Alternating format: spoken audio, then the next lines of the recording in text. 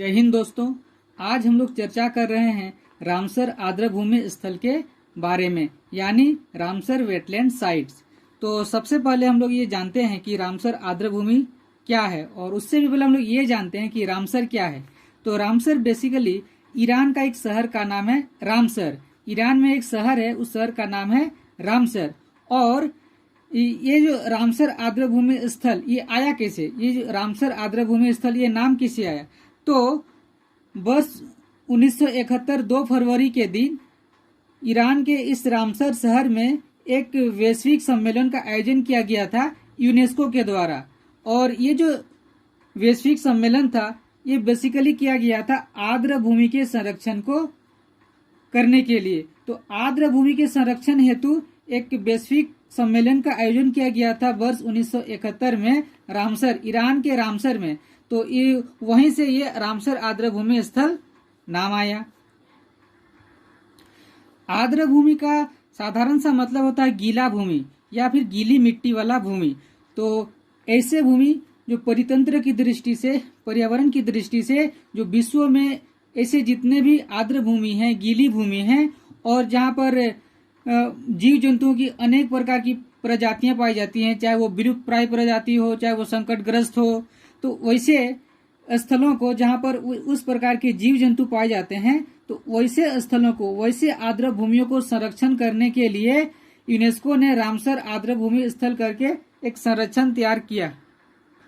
और ये रामसर आर्द्र भूमि स्थल पर्यावरण की दृष्टि से बहुत सेंसिटिव होते हैं और बहुत ही महत्वपूर्ण होते हैं। तो इसीलिए ऐसे स्थलों को संरक्षण हेतु यूनेस्को ने रामसर आर्द्र भूमि स्थल का एक लिस्ट तैयार किया, और इसमें हर एक वर्ष, प्रत्येक वर्ष विश्व भर के उन जो महत्वपूर्ण आर्द्र भूमि स्थल होते हैं उनको इसमें सूचित किया जाता है और संरक्षण किया जाता है। तो हम लोग सबसे पहले जानते हैं कि आर्द्र भूमि किस प्रकार का हो सकता है। तो आर्द्र भूमि जो है, आर्द्र भूमि वो प्राकृतिक आर्द्र भूमि भी हो सकता है या कृत्रिम भी हो सकता है। अब कृत्रिम कुछ आर्द्र भूमि ऐसे भी होते हैं जो कि कृत्रिम होते हैं, लेकिन वो पर्यावरण की दृष्टि से महत्वपूर्ण होते हैं, और वहाँ पर जीव जंतुओं की अनेक प्रजाति भी पाई जाती है। वैसे जीव जंतु पाए जाते हैं जो बहुत कम संख्या में विश्व भर में मौजूद हैं, जिनकी संख्या बहुत कम हो। तो इसीलिए आर्द्र भूमि को सबसे पहले जानते हैं वो प्राकृतिक आर्द्र भूमि हो सकता है, प्राकृतिक आर्द्र भूमि हो सकता है, या वो आर्द्र भूमि कृत्रिम हो सकता है। दूसरा है कि आर्द्र भूमि ऐसा वो बहता हुआ पानी भी हो सकता है, बहता हुआ पानी का वाला जगह भी हो सकता है, या फिर स्थिर पानी वाला जगह भी हो सकता है। फॉर एग्जांपल हम लोग ले लेते हैं जैसे कि किसी नदी के कुछ भाग को रामसर साइट घोषित किया जा सकता है अगर वो पर्यावरण की दृष्टि से महत्वपूर्ण हो। तो उसी प्रकार से कोई झील हो गया, प्राकृतिक झील हो गया, या फिर मानव निर्मित झील हो, झील यानी बड़ा तालाब भी वो आर्द्र भूमि हो सकता है। तो ये भी हो सकता है, बहता पानी या स्थिर पानी में भी आर्द्र भूमि स्थल घोषित किया जा सकता है। और तीसरी बात है कि वो खारा पानी वाला आर्द्र भूमि भी हो सकता है, या मीठा पानी वाला भी आर्द्र भूमि हो सकता है। जैसे कि राजस्थान में एक रामसर साइट है, उसका नाम है सांभर झील, जो कि खारे पानी का झील है, जिसको रामसर आर्द्र भूमि स्थल में स्थान दिया गया है। उसी प्रकार का मीठे पानी के झील को भी रामसर आर्द्र भूमि स्थल में सूचित किया जा सकता है।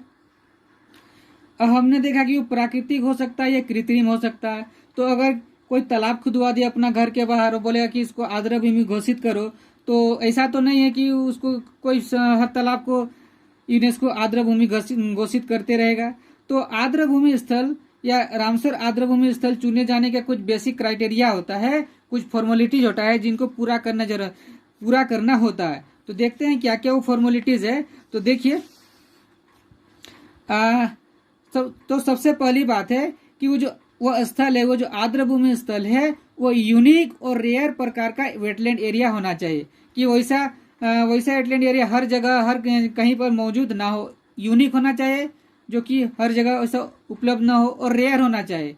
तो उस प्रकार का वेटलैंड एरिया होना चाहिए, उस प्रकार का आर्द्र भूमि स्थल होना चाहिए।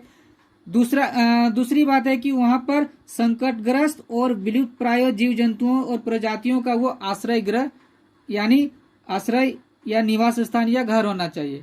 तो तब जाके उसको रामसर आर्द्र भूमि स्थल घोषित किया जा सकता है। यानी वहां पर वैसे जीव जंतु रहते हो जो बहुत संकटग्रस्त हो, विलुप्त प्राय हो, यानी जिनकी संख्या बहुत कम हो और उनके निकट भविष्य में उनके विलुप्त होने का या गायब होने का या पूरा धरती में समाप्त हो जाने का खतरा मंडरा रहा हो। और वैसे जीव जंतु अगर उस आर्द्र भूमि में रहते हैं तो वैसे आर्द्र भूमि को रामसर आर्द्र भूमि स्थल घोषित किया जा सकता है।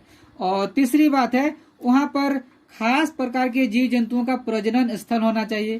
कुछ खास प्रकार के जीव जंतु हर साल वहां पर प्रजनन करते हो और तो उसको रामसर स्थल घोषित किया जा सकता है।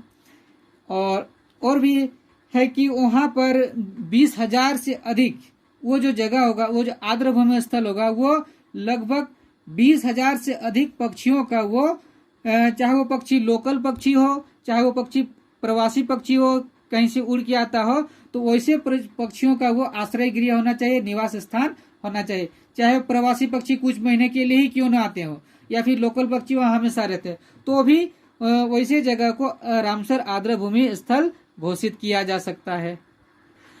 तो इस प्रकार से रामसर आर्द्र भूमि स्थल वैसे जगह को घोषित किया जाता है जो यूनिक रेयर क्वालिटी का वेटलैंड एरिया होता हो, जहां पर संकटग्रस्त और विलुप्त प्राय जीव जंतुओं की प्रजाति का आश्रय घर हो, खास प्रकार के जीव जंतु वहां पर प्रजनन करते हो और निवास करते हो। इसके साथ साथ वहां पर 20,000 से अधिक पक्षियों का वो आवास स्थान होना चाहिए, चाहे वो पक्षी किसी दूसरे देश से या किसी दूसरे जगह से उड़ के आते हो या कुछ महीनों के लिए रहते हो, या फिर वहां के जो लोकल पक्षी जो हमेशा रहते हो, तो वैसे जगह को रामसर स्थल घोषित किया जा सकता है।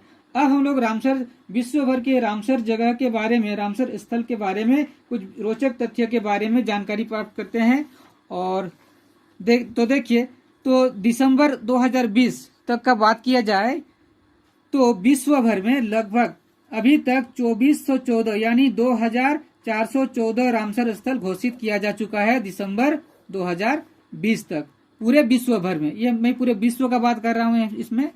और विश्व का पहला रामसर स्थल जो घोषित किया गया था वो था कोबर्ग प्रायद्वीप या फिर बोलते हैं कोबर्ग पेनिनसुला, जो कि ऑस्ट्रेलिया में है। तो ऑस्ट्रेलिया का कोबर्ग पेनिनसुला यानी कोबर्ग प्रायद्वीप को विश्व का पहला रामसर स्थल घोषित किया गया था, और ये घोषित किया गया था वर्ष 1974 ईस्वी में।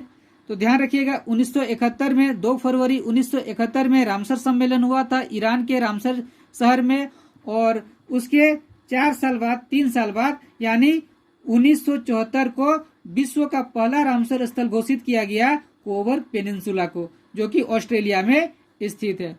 और विश्व में सबसे ज्यादा रामसर जगह की बात किया जाए, सबसे अधिक जो रामसर स्थल है वो है यूनाइटेड किंगडम।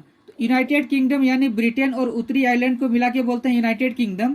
तो वहां पर विश्व भर में सबसे अधिक रामसर स्थल मौजूद है, और वहां पर रामसर स्थलों की कुल संख्या है 175 स्थल। ये मैं बात कर रहा हूँ दिसंबर 2020 तक का। हो सकता है भविष्य में ये कोई दूसरा देश आगे हो जाए, ये पीछे हो जाए।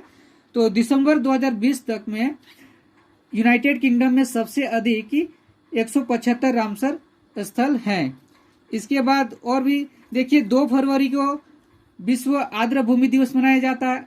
2 फरवरी को ही क्यों मनाया जाता है? क्योंकि ध्यान रखिए, 2 फरवरी वर्ष 1971 में ही रामसर में सम्मेलन का आयोजन किया गया था, इसीलिए 2 फरवरी को ही विश्व आर्द्र भूमि दिवस के रूप में मनाया जाता है।